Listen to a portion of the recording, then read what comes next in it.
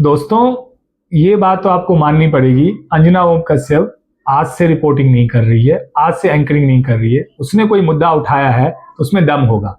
और जिस तरह से ये दो कौड़ी के टीचर उछल उछल के उसके ऊपर वीडियोस बना रहे हैं, इससे ये साबित हो रहा है तीर निशाने पे लगा है। दर्द बहुत जोरों का हो रहा है और ये दर्द होना भी चाहिए।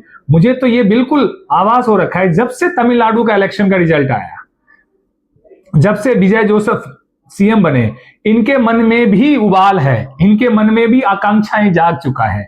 और ये बार बार ये पेपर का मुद्दा बना के, मानता हूं पेपर लीक हुआ, बच्चों को तकलीफ हो रही है, बच्चों के भविष्य की बात है, सब चीजें मान सकता हूं, मगर गवर्नमेंट इसको एक्नॉलेज भी तो कर रही है, गवर्नमेंट इस पे कार्रवाई भी तो कर रही है।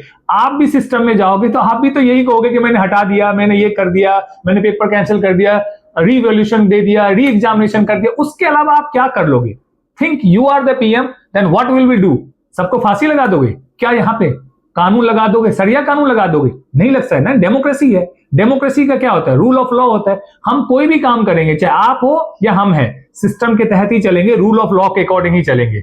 मगर ये जो दो कौड़ी के टीचर हैं, ये अपने आप को वाकई में दो कौड़ी का साबित कर चुके हैं।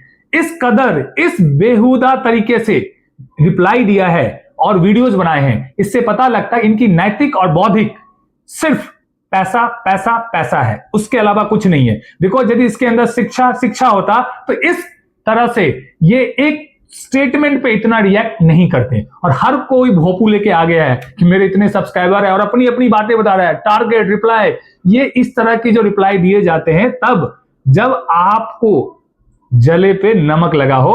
और वाकई में ये साबित हो रहा है दोस्तों, ये दो कौड़ी के ही टीचर हैं और अंजना ओम कश्यप जी ने बिल्कुल ठीक कहा है। और ये लोग टीचर्स नहीं है, दे आर द आंदोलनकारी, जो कि टीचर्स के चोला पहन के बच्चों के ब्रेन वॉश कर रहे हैं।